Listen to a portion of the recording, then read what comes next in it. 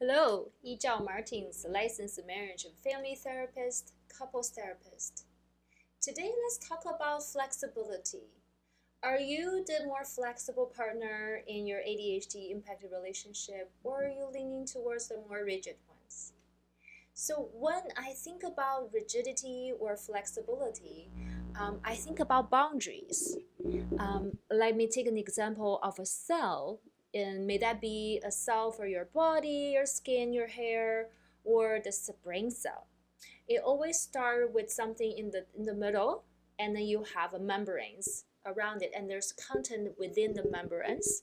So when the membrane is more permeable, it's more open, and then you end up having more information and nutrients and data coming from the outside of the membranes and go inside.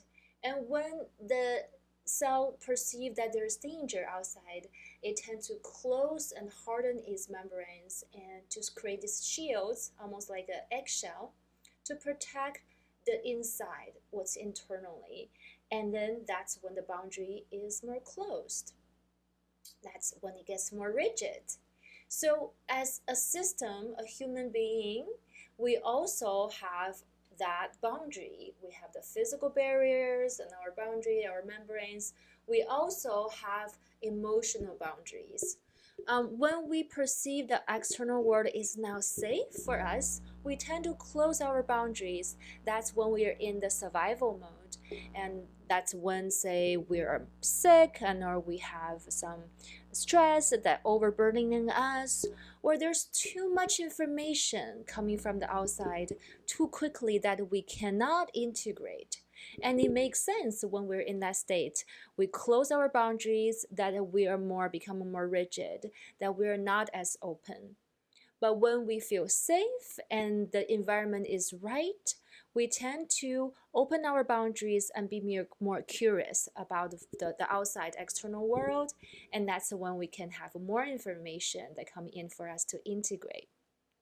So how can we open up our boundary and become more flexible in an ADHD impacted relationship?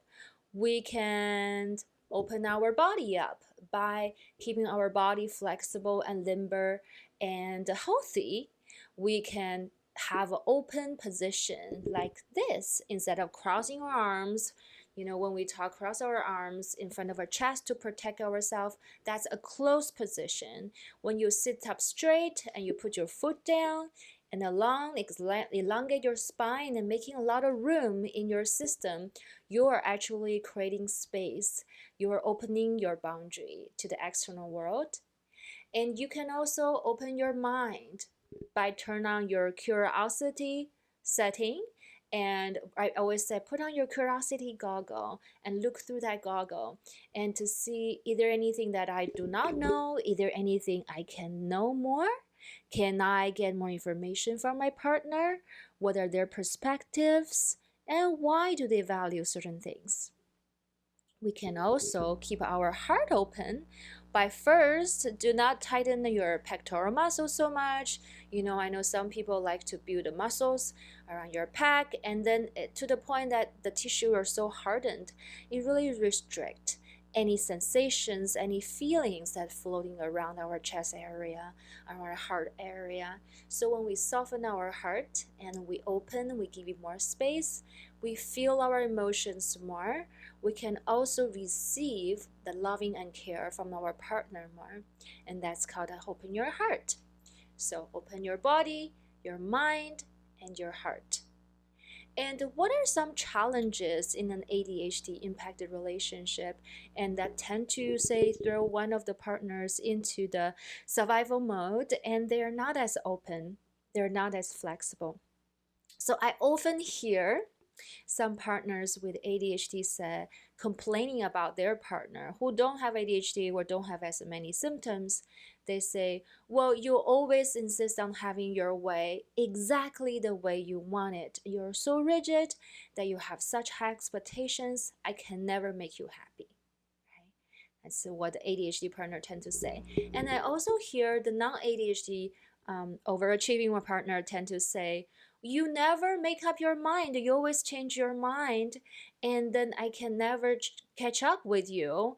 and you don't follow through on your ideas. You have so many ideas that you don't follow through, and I can never trust you. I don't feel safe around your decisions, and there's no consistency, right? So you can say people who have ADHD or have more ADHD symptoms tend to have more very active mind, and they change their mind all the time. I don't know if that per se is a sign of flexibility. So I will explore that topic next time. What does flexibility looks like? What's the difference between being flexible compared to not knowing what you want and keep changing your mind, or don't have a solid sense of self, don't know what value is important to you, and so get a little bit wishy-washy. That's different from being flexible. So I will talk more in the future videos. And I want to just recap what those two partners are complaining about. So what I'm hearing is the ADHD partner saying, I do not know your criteria. I do not know what your expectations are, and they might be too high or too much for me, for my capacity right now. I do want to meet your expectations, but I'm not clear about what they are, or maybe they're too high, or maybe it's a moving target. And I hear from the non-ADHD or functioning partner saying that, well, I cannot rely on you because when you don't meet my expectations consistently, I do not know if you're going to be there for me. I do not know if you're a relying partner that I can count on. I don't feel safe in the relationship.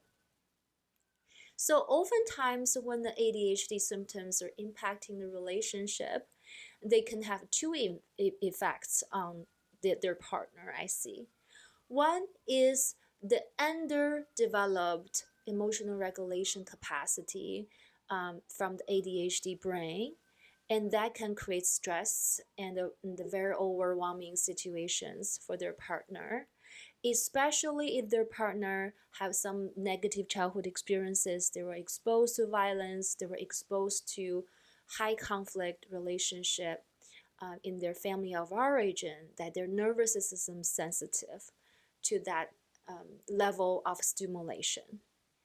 Another type of overburdening situation is the inconsistency of an ADHD partner's behaviors because of their distraction, and they have a hard time follow through, attend to details, or procrastination that consistently cause their partner to feel they cannot trust, they cannot rely on their partner with ADHD, and they feel unsafe in the relationship.